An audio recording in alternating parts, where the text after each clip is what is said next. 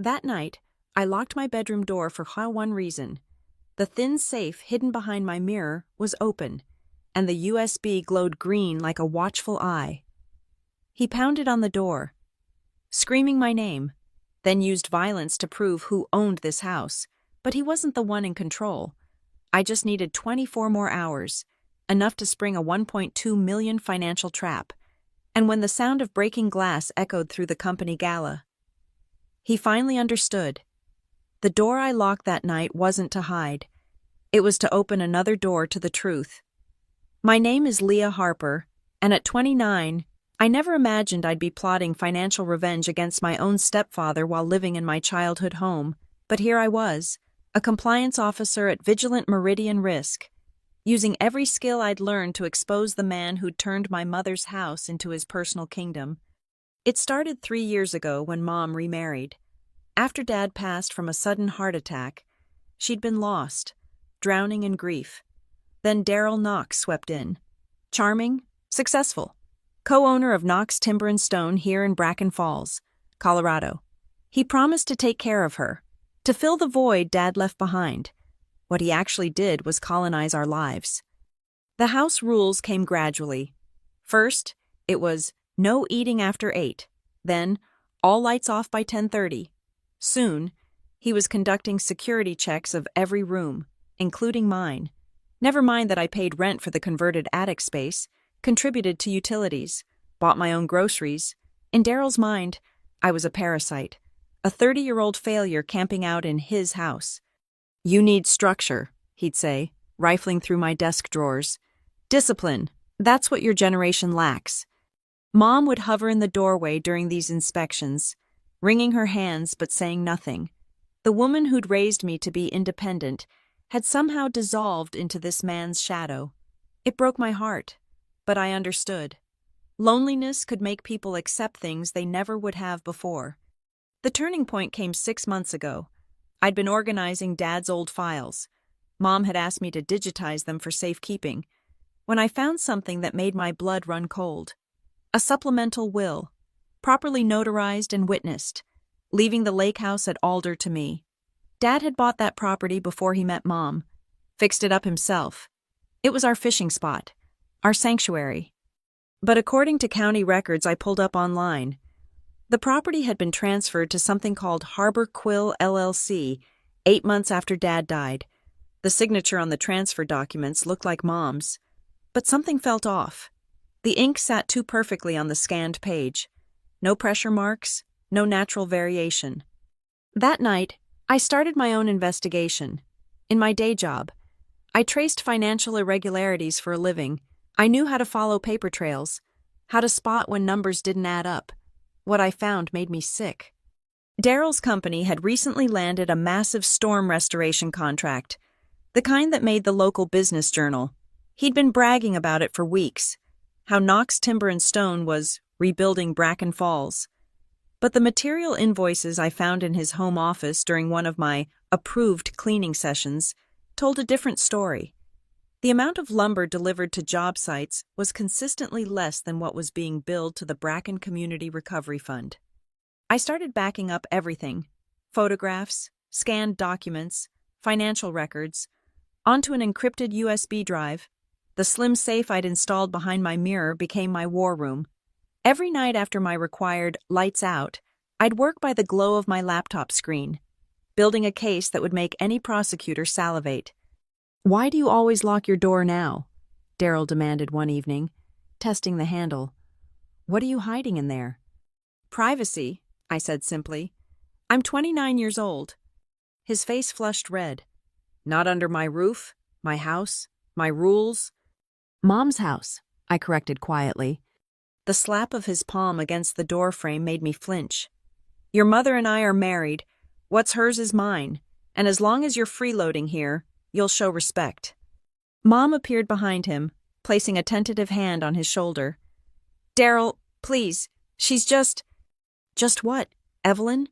Just taking advantage? Just refusing to grow up?" He turned those cold gray eyes on her.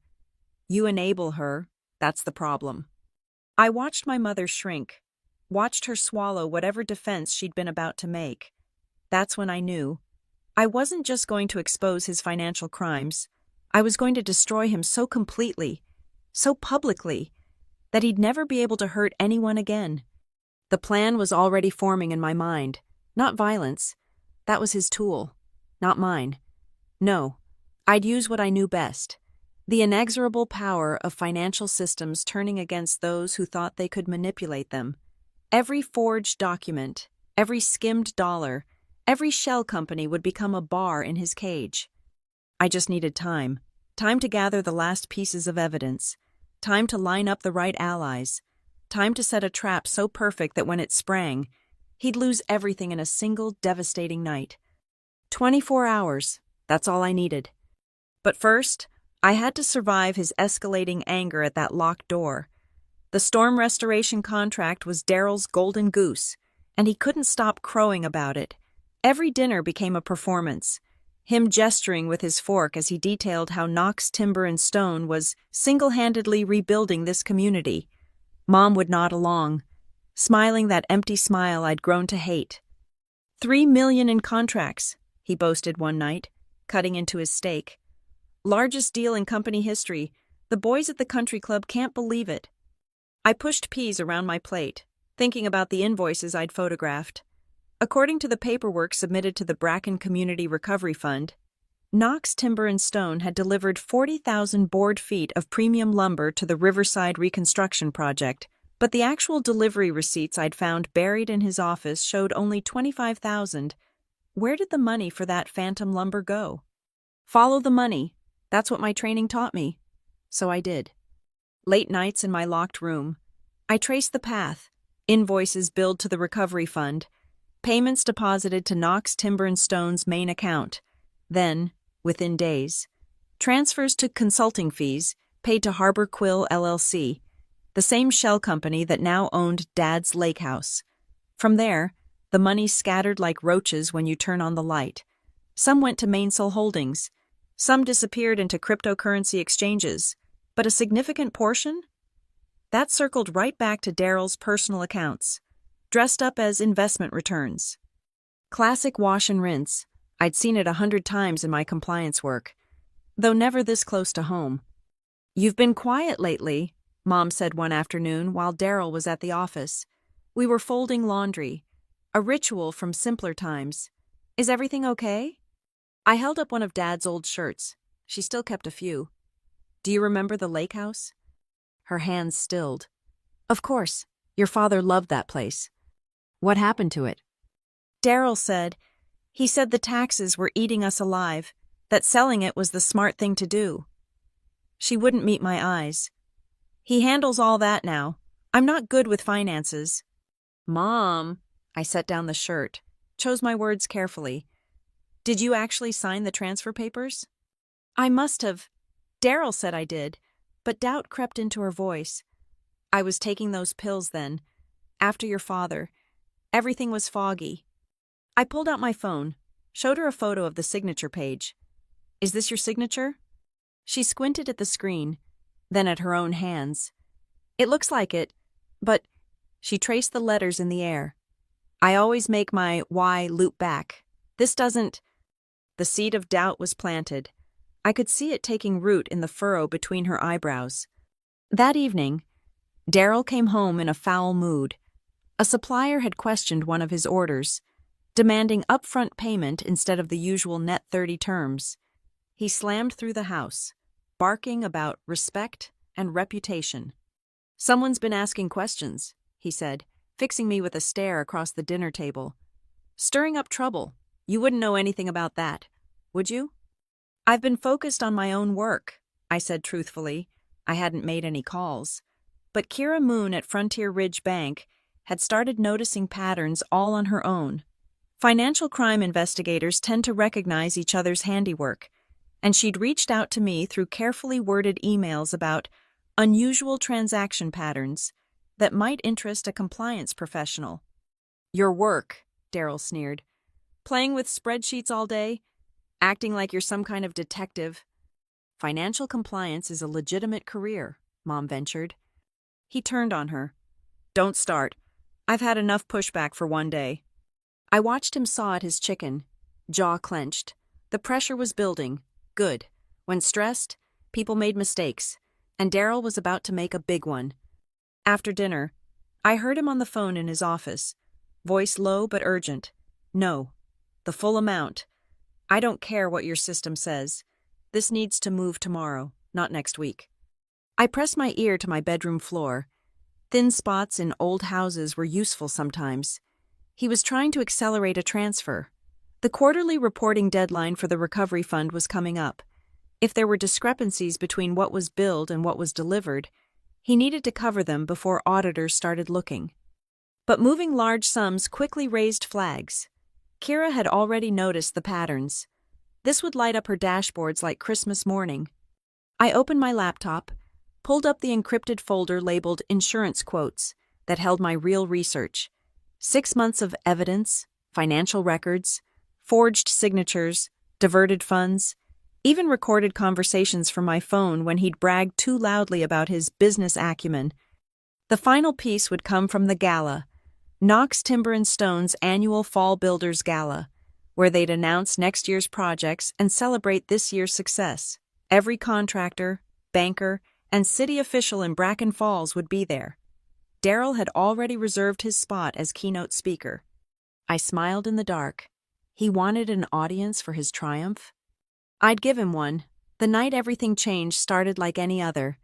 10:30 lights out. Daryl's heavy footsteps on patrol. But I had work to do. Photographs of the latest bank statements I'd found. Cross-referencing shell company transactions. The USB drive glowed green in its port as files transferred.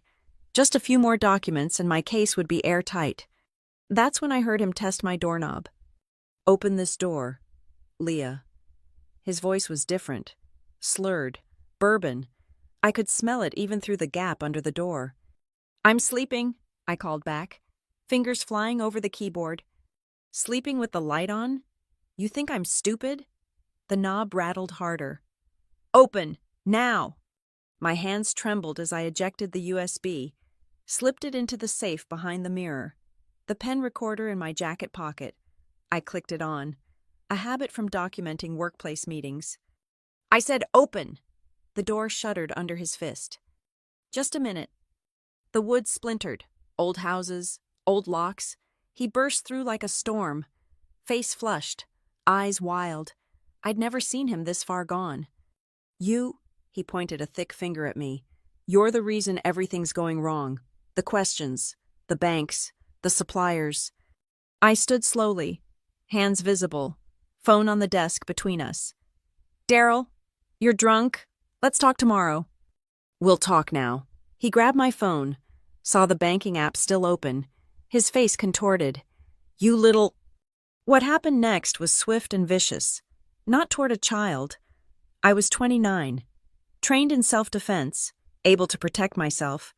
But violence is violence, and when his hand connected with my face, when I hit the desk edge, when he stood over me breathing hard and satisfied, that's when I knew I'd been playing with fire. This is my house, he said, crushing my phone under his heel. You're done here. Get out. I pressed my sleeve to my split lip, tasting copper. The doorbell camera in the hallway, Maya had helped me install it last month, would have caught the audio. The pen recorder was still running. Evidence. Gladly, I managed. He laughed, ugly and short.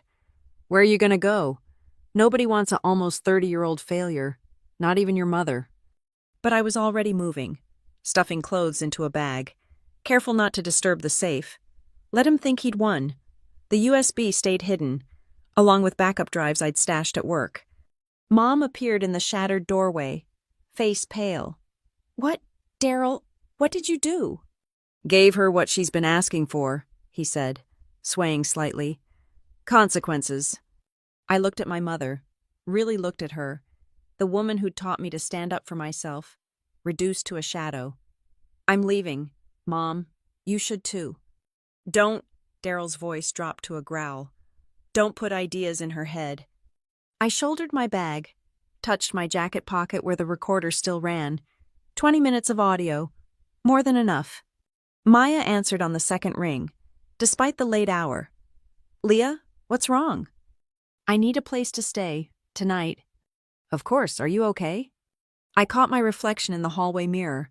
Swelling lip, bruised cheek, but steady eyes. I will be. Daryl watched from the top of the stairs as I left, smirking like he'd won something. Mom stood frozen behind him, hand over her mouth. Run away, he called after me. That's what you're good at. The cold October air hit my face, sharp and clarifying.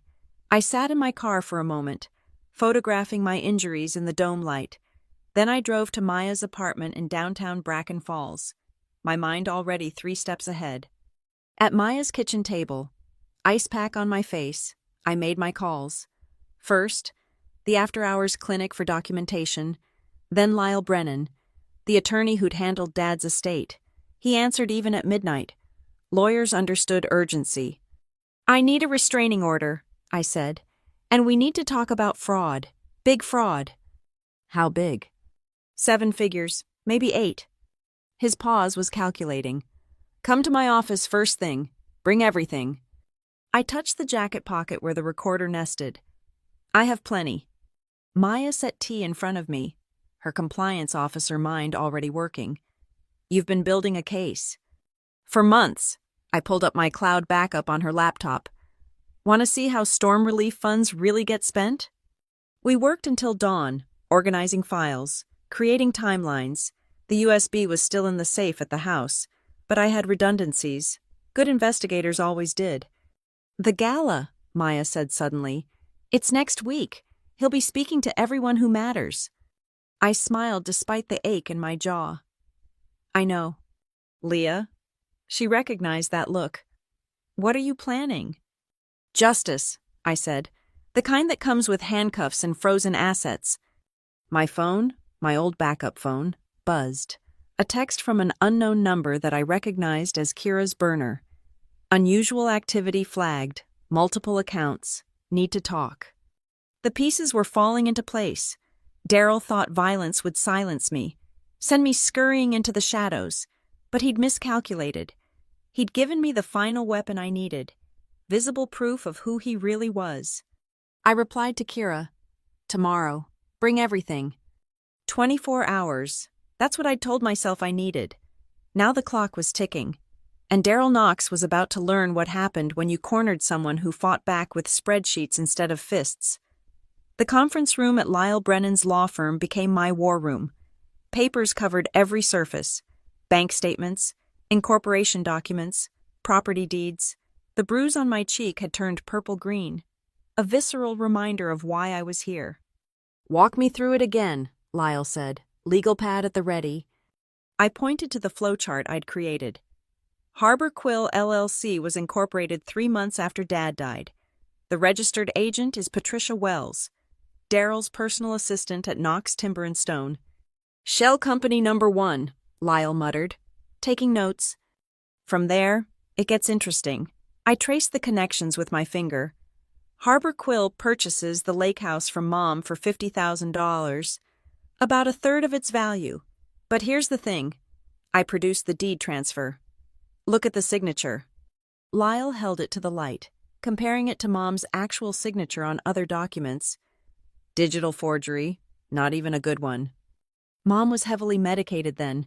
Grief, sleeping pills. She doesn't remember signing anything. And the money trail? This was where my expertise shined. Harbor Quill receives regular consulting payments from Knox Timber and Stone. Those payments spike whenever the company bills the Bracken Community Recovery Fund, but Harbor Quill doesn't provide any actual services. Money laundering gets better. Harbor Quill then transfers funds to Mainsail Holdings, which Patricia Wells also controls. From there, the money fragments, some to cryptocurrency, some to offshore accounts, but a significant portion circles back to Daryl through investment returns and loan repayments for loans that never existed. Kira Moon arrived as scheduled, looking every inch the sharp banking compliance officer she was. I can't share customer data, she said carefully, but I can confirm that our internal systems have flagged unusual patterns requiring further review. How many accounts? Lyle asked. I can't specify, But I can say that when recovery fund disbursements hit certain accounts, matching amounts flow out within 48 hours to a consistent set of recipients. She slid a business card across the table. Our fraud investigation unit might be interested in any documented evidence of fund misuse.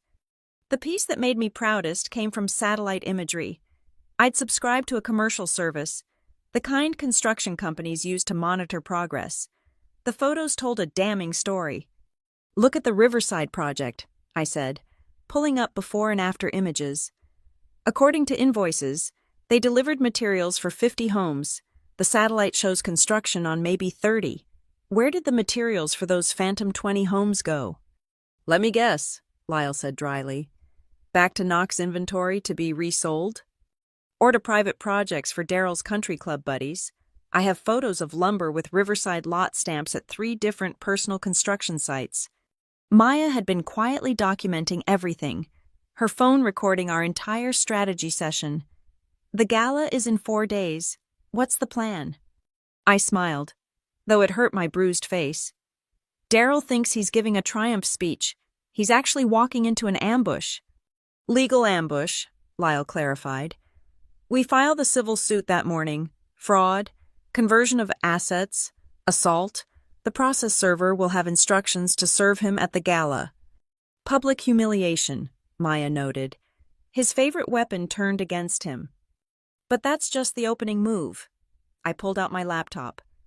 "I've prepared a presentation, completely factual, all public records and legally obtained evidence, flowcharts showing the shell companies, timeline of the fraud, photos of the phantom construction sites." "You want to present this at the gala?" Kira looked impressed despite herself. "Not me. I'll be there. But silent. The presentation will run itself on the screens behind him as he speaks. Time to coincide with key moments in his speech." Lyle leaned back. "Risky. He could claim defamation." "Truth is an absolute defense," I countered. "Every slide is documented.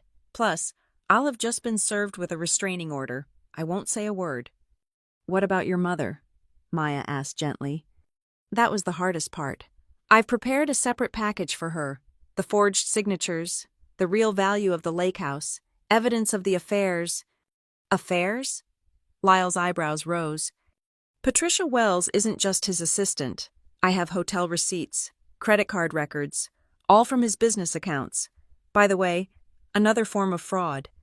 The room fell silent as the weight of evidence sank in. Months of work, triggered by a locked door and Daryl's drunken violence. "There's one more thing," I said, pulling out the pen recorder. 23 minutes of audio from that night. His threats, the assault, my mother's reaction, all admissible in the civil suit. Kira stood. "I need to file my report with our investigation unit. The timing is fortunate. We're conducting our quarterly review of all recovery fund recipients next week." After she left, Lyle and I refined the legal strategy. File the suit Friday morning. Restraining order already in process. Asset freeze motion ready to go. "The lake house," I said. "I want it back. It was Dad's, and that forged signature is blatant fraud." "We'll get it," Lyle promised. "The evidence is overwhelming." Maya drove me back to her apartment as sunset painted Bracken Falls gold. "You know he'll explode when this happens. That's what the restraining order is for, and the security at the gala." "No, I mean his reputation, his business. You're going to destroy everything." I touched my bruised face, thought of Mom's empty smile, of Dad's stolen legacy. Good. 4 days. I had 4 days to ensure every piece was in place, every document copied, every video cued. Daryl Knox thought he'd beaten me down, driven me out. He was about to learn that the most dangerous enemy is the one who fights with evidence instead of fists. And I had 6 months' worth of evidence, all leading to one perfect moment of revelation. The USB was still in that safe, behind the mirror in my old room. I didn't need it anymore. I had backups of backups, clouds within clouds, but there was something poetic about leaving it there. A glowing green eye in his house, watching and waiting. Let him give his speech about rebuilding Bracken Falls. I'd show everyone exactly what he'd built. an empire of lies, about to collapse under the weight of truth.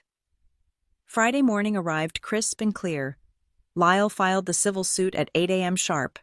Assault, fraud, conversion of assets, and embezzlement of federal recovery funds. By 8:30, the restraining order was signed.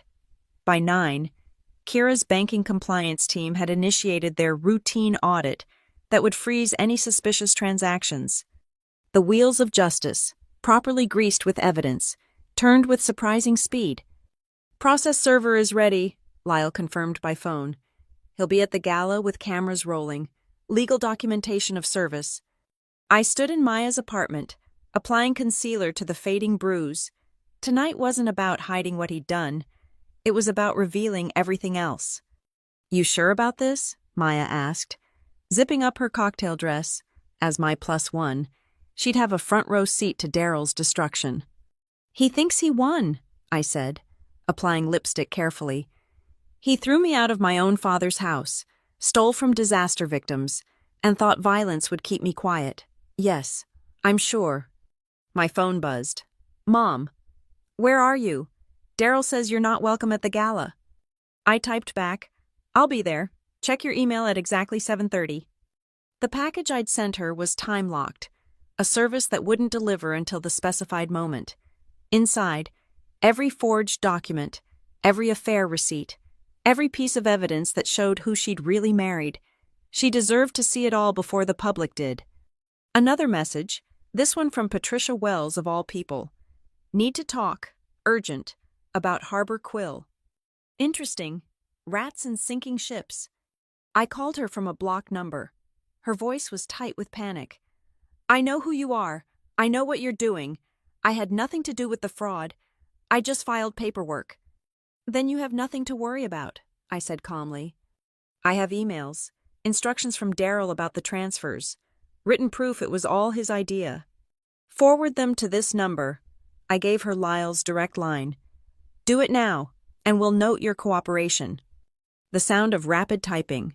Then, "Sent. I'm not going down for him." Another rat swimming away. Perfect.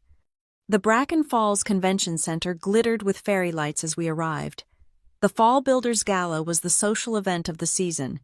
Everyone who mattered in construction, development, and finance would be here, including 3 city council members and a state representative. Daryl had outdone himself with the publicity. Signs everywhere proclaimed Knox Timber and Stone as "Rebuilding Bracken Falls Together." His face beamed from posters announcing his keynote speech, "The Future of Community Development." "Subtle," Maya murmured. We took our seats at a table near the back. I'd specifically requested this placement. Clear view of the stage, easy exit access, and most importantly, perfect angle to watch his face when everything unraveled. The IT team I'd hired through Lyle worked with quiet efficiency. They had full authorization from the venue. I'd booked them as presentation support for the evening's speakers. The truth? Technically, they loaded my PowerPoint onto the main system, programmed to begin automatically when Daryl reached the midpoint of his speech. "Testing, testing," a tech murmured into his headset. The massive LED screens behind the stage flickered to life, then went dark again. 7 o'clock. Cocktails and mingling. I saw Daryl working the room, glad-handing the mayor, laughing with bank executives. Mom trailed behind him in a stunning burgundy dress, but her smile didn't reach her eyes. She kept checking her phone. 7:15. Dinner service began. Daryl sat at the head table. Patricia notably absent. Smart woman. 7:25. I watched Mom's face as she stared at her phone screen. The email would be unlocking in 5 minutes. 7:30. Mom's hand flew to her mouth. She looked up, scanning the room. Found me. Our eyes met across the space. I saw recognition, horror, and something else. Relief? "Ladies and gentlemen," the MC announced, "please welcome our keynote speaker, Daryl Knox, CEO of Knox Timber and Stone." Applause thundered as Daryl took the stage, chest puffed with pride. He gripped the podium like he owned it, like he owned everything. "Friends, partners, fellow builders of dreams," he began. "Tonight, I want to talk about trust, about community, about what it means to rebuild not just structures, but lives." The irony was almost too much. Maya gripped my hand under the table. When disaster struck Bracken Falls, Knox Timber and Stone didn't just see contracts. We saw neighbors in need. We saw an opportunity to give back. That was the trigger phrase I'd programmed. Behind him, the screens came alive. First slide, Knox Timber and Stone, following the money. Daryl didn't notice at first, too caught up in his own grandstanding, but the audience did. Murmurs rippled through the room. "We've delivered over 40,000 board feet of premium lumber." Second slide, a split screen. Left side, invoice for 40,000 board feet. Right side, actual delivery receipt for 25,000. Daryl faltered, turned, saw the screen. His face went white, then red. "Technical difficulties," he laughed nervously. "If we could—" Third slide. The shell company web, Harbor Quill LLC centered, with arrows showing money flowing from recovery funds through the maze of accounts. "Turn it off," Daryl barked at the tech booth. "I'm sorry, sir." The lead tech's voice carried over the speakers. "This is the approved presentation for your speech." The room was in chaos now. City officials leaning forward, bank executives pulling out phones, journalists. Had someone invited journalists? Snapping photos. Fourth slide. Satellite imagery. Build for 50 homes, built 30. Where did the materials go? That's when the process server struck. A man in a crisp suit walked straight up to the stage, cameras rolling. "Daryl Knox, you're being served." He handed Daryl the papers in full view of everyone. The microphone caught every word. Civil suit for fraud, embezzlement, assault, and conversion of assets. Have a nice evening. Daryl stood frozen, legal papers in hand. As the fifth slide appeared, photos of lumber with riverside stamps at private construction sites. "This is lies," he roared into the microphone.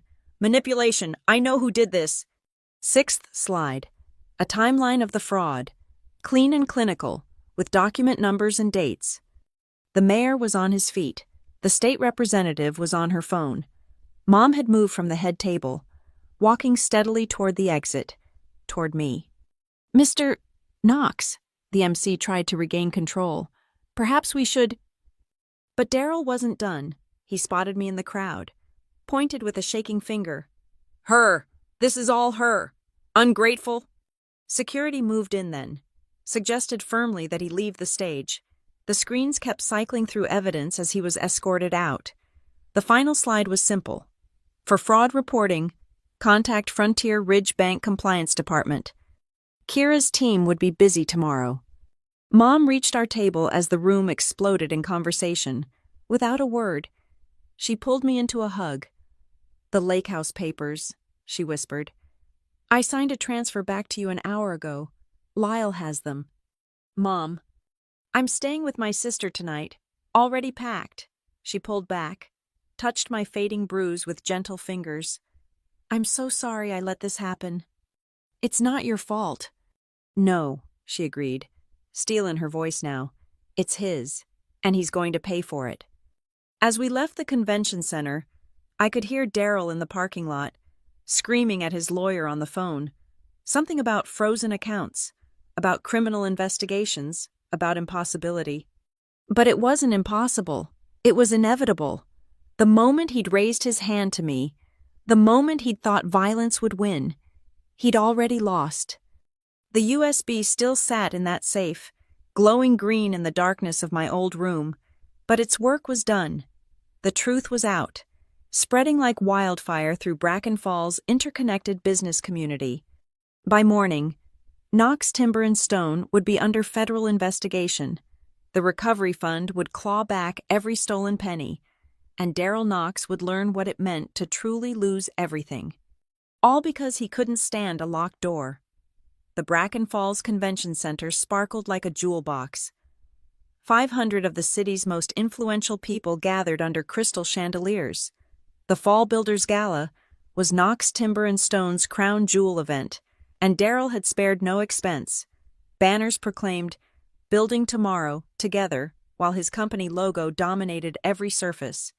I stood near the registration table, watching the choreography unfold. Maya beside me, both of us in elegant black, appropriate for a funeral, which this essentially was. "Positions confirmed," came through my earpiece. The AV team had full access. My presentation loaded and ready. The LED wall behind the stage gleamed dark, waiting. At 7:45, Daryl took his position near the stage, working the crowd like the consummate showman he was.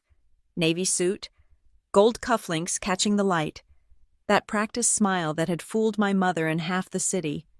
"Mr. Knox," the process server I'd stationed at check-in called out pleasantly. "Could you sign for this delivery?" Daryl, distracted by well-wishers, barely glanced over. "Not now." "It's urgent, sir. Legal documents requiring immediate signature." That got his attention, but surrounded by business partners and city officials, he couldn't make a scene.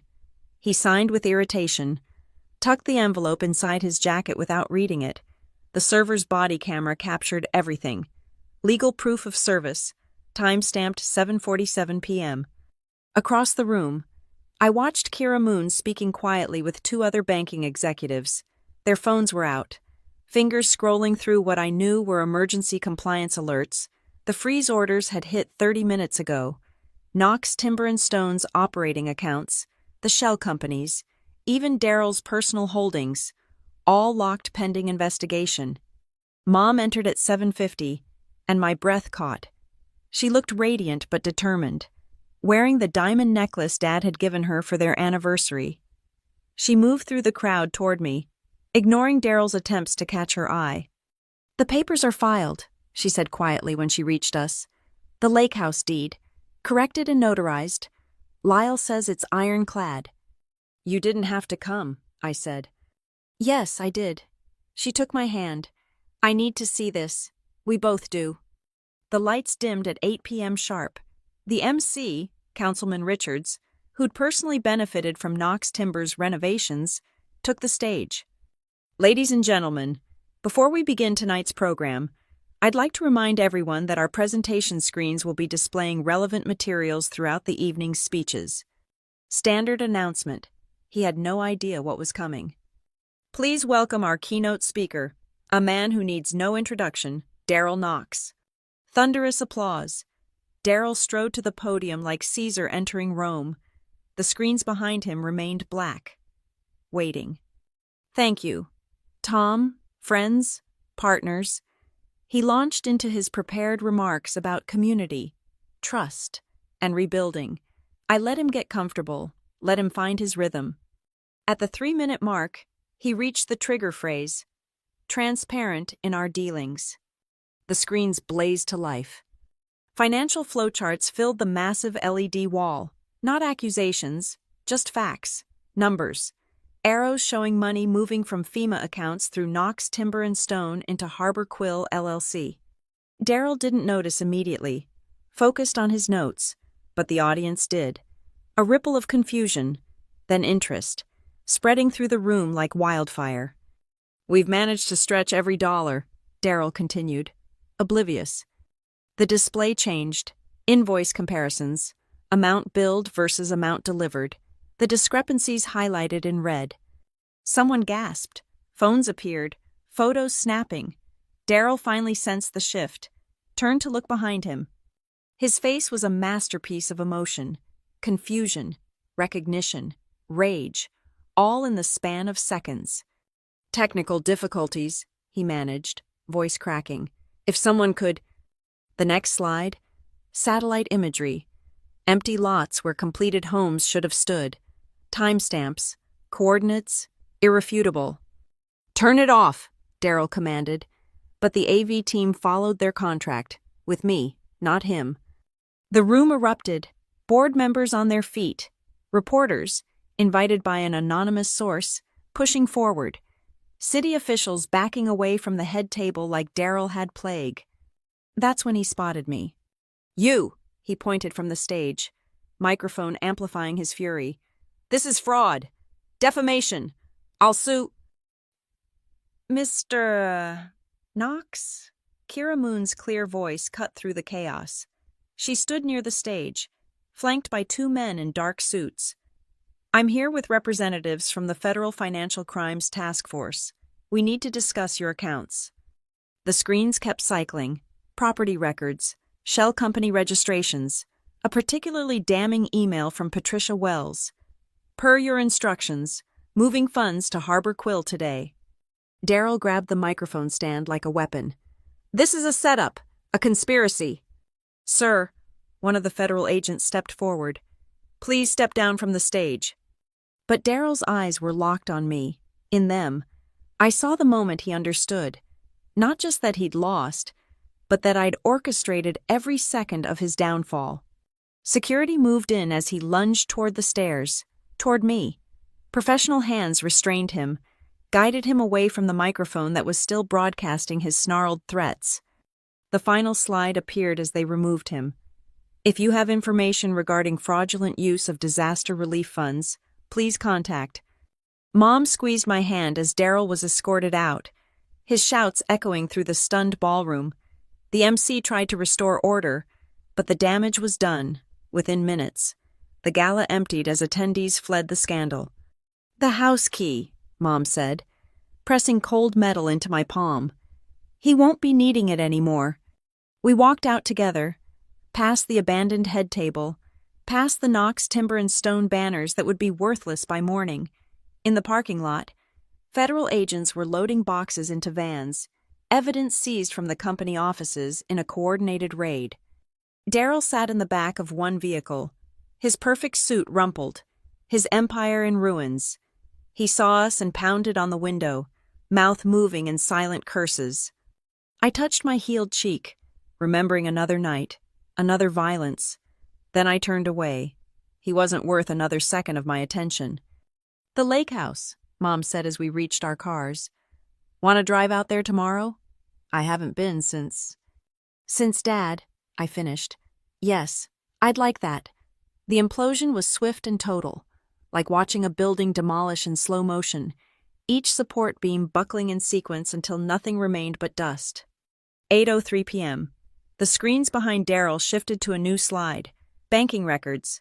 The transfers from Knox Timber and Stone to Harbor Quill LLC glowed in damning detail. $50,000 here, $75,000 there, always just under the reporting threshold. But aggregated together, $1.2 million in diverted disaster relief funds. This is fabricated, Daryl shouted, wrestling against security's grip. I'll destroy you for this. The microphone caught every word, broadcasting his threats to a ballroom full of witnesses. 8:05 p.m. Tom Richards, the councilman who'd introduced Daryl minutes earlier, stepped away from the head table like it was contaminated. His own renovation project, suddenly suspect. How many officials had benefited from Daryl's generosity with stolen lumber? 8:06 p.m. A notification lit up phones throughout the room. The Bracken Falls Tribune had just pushed a breaking news alert. Federal investigation launched into Knox Timber and Stone. My anonymous tip to their investigative reporter, complete with documentation, had paid off. 8:07 p.m. Kira Moon and the federal agents moved with practiced efficiency. One produced a warrant, holding it high enough for photographers to capture. Mr. Knox, we have authorization to freeze all assets pending investigation. The words hit Daryl like a physical blow. You can't, the business, I have employees. Should have thought of that before stealing from disaster victims, someone in the crowd muttered. 8:08 p.m. The screens displayed the pièce de résistance, the audio waveform from that night. My bruised face appeared beside it. Medical report timestamps visible. This is my house. You'll show respect or get out. The sound of impact, my sharp intake of breath, the crash of furniture. You think you're smart? I'll teach you what happens to smart girls. Mom's hand tightened in mine as Daryl's recorded violence filled the ballroom. Several people turned away, disgusted. Others filmed with their phones, ensuring this moment would live forever online. 8:09 p.m. Lyle Brennan stepped forward from the crowd, my power of attorney documents in hand. "For the record," he announced, voice carrying, "Ms. Harper has initiated civil proceedings for assault, fraud, and unlawful conversion of inherited property, specifically, the illegal transfer of her father's lake house through forged documents." He held up the deed comparison, Mom's real signature versus the digital forgery. Even from across the room, the difference was obvious. 8:10 p.m. The final slide appeared. The lake house at Alder, stolen through forgery, returned through justice.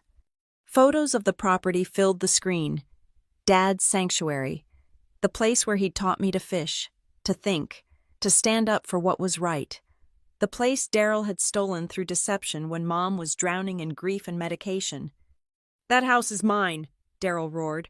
"I paid for it." "With disaster relief funds?" Kira asked coolly. "That's confession to federal crimes. Mr. Knox." The agents moved in then, producing handcuffs. The metallic click echoed through the silent ballroom. But I wasn't done. As they led him toward the exit, I stood and activated the pen recorder from my jacket. The one from that night. His voice, slurred with bourbon and rage, filled the space. "Nobody locks doors in my house. Nobody keeps secrets from me. You're nothing. You hear me? Nothing but a parasite living off your mother's weakness." The recording played his assault in vivid audio, the door splintering, the threats, the violence, every second captured, preserved, waiting for this moment. Daryl's face contorted as he recognized his own words, understood how thoroughly he'd been documented. His empire wasn't falling. It had already fallen. He just hadn't known it yet. "Leah," he snarled as they dragged him past our table. "You think you've won? You'll what?" I asked quietly. "Hit me again? Threaten me? Steal from more innocent people?" I stood, meeting his wild eyes with calm certainty. "You're done, Daryl. No more houses to steal. No more funds to divert. No more women to terrorize." Mom stepped beside me, removing her wedding ring with deliberate precision. "My attorney will handle the divorce," she told him. "Don't contact me again." The ring hit the floor with a tiny chime, rolling away into obscurity. As the federal agents hauled Daryl Knox from his own gala, the screens displayed one final image, the Bracken Falls Community Recovery Fund logo, with text below, "100% of stolen funds will be recovered and returned to disaster victims." The ballroom erupted. Applause, not for Daryl's speech, but for his downfall. Business partners already on phones with lawyers, distancing themselves. City officials huddled, discussing damage control. Reporters rushing to file stories that would dominate tomorrow's headlines. "Ms. Harper?" A young reporter appeared at my elbow. "Any comment on tonight's events?" I looked at the chaos surrounding us. Daryl's carefully constructed world collapsing in real time. His accounts frozen. His reputation destroyed. His freedom forfeit. All because he'd thought violence and intimidation would silence the truth. "Justice doesn't always come through courts and verdicts," I said. "Sometimes it comes through spreadsheets and screenshots, through patience and preparation, through refusing to be silenced." Mom and I walked out together, leaving the convention center in upheaval. In the parking lot, federal agents were cataloging evidence from Daryl's impounded Bentley. The Knox Timber and Stone logo on the door already looked like a relic from another era. My phone buzzed. A text from the escrow company. "Lake house deed transfer complete. Congratulations on your property. Ms. Harper." I showed Mom the message. She smiled. The first real smile I'd seen from her in years. "Your father would be proud," she said. "Not for the revenge, but for protecting what he'd built. For standing up to a bully." "With spreadsheets," I added. "The most dangerous weapon of all," she agreed. We drove separate cars back to Maya's apartment, where champagne waited in the refrigerator. Behind us, the convention center glowed against the night sky, still buzzing with scandal and revelation. Daryl Knox had entered that building a king of his small empire. He'd left it in handcuffs, with nothing. All because he couldn't tolerate a locked door hiding the truth. $1.2 million recovered. One lake house returned. One predator stopped. One daughter's promise to her father's memory fulfilled. The convention center's lights faded in my rearview mirror as I followed Mom to Maya's apartment. My phone hadn't stopped buzzing. Reporters, federal investigators, even Patricia Wells begging to explain her cooperation. I silenced them all. Tonight wasn't about them. Maya had the champagne ready, 3 glasses catching the light like liquid gold. We sat on her balcony, the city spread below us, and toasted to justice served cold and calculated. The FBI estimates he stole over $1.2 million, Maya said, checking her phone. They're calling it the largest disaster relief fraud in state history. Every penny will be recovered, I said with certainty. I documented everything. The victims will be made whole. Mom sipped her champagne thoughtfully. I keep thinking about that night, when he hurt you.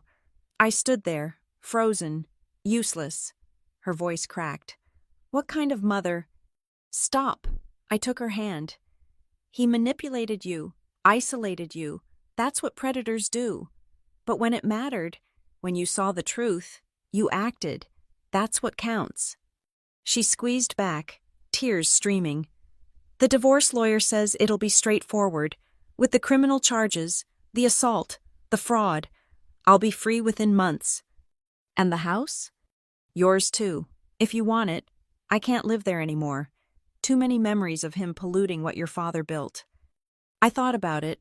The house where I'd grown up, where Dad had taught me integrity, where Daryl had tried to break me. Maybe we'll renovate. Strip it down to the bones and rebuild. Make it ours again. I'd like that, Mom whispered. The next morning brought a media storm. Knox Timber and Stone's offices were wrapped in federal crime scene tape. The Tribune ran a special edition with the headline, Timber Giant Falls, How One Woman's Evidence Toppled $1 Million Fraud. Daryl's mugshot stared from every news site, disheveled, desperate, diminished. The man who'd terrorized us reduced to a booking number. I drove to the lake house alone that afternoon. The key turned smoothly in the lock. My lock now.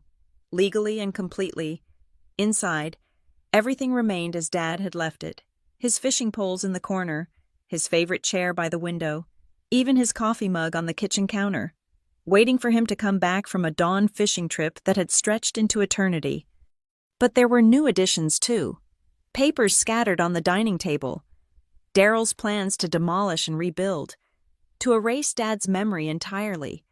I gathered them up, fed them to the fireplace, watched his schemes turn to ash. On the mantel, I found a photo Daryl must have overlooked. Dad and me at this very lake, holding up our catch, grinning like we'd conquered the world. I traced his face through the glass. I got him, Dad, I whispered. I got him good. The weeks that followed blurred together.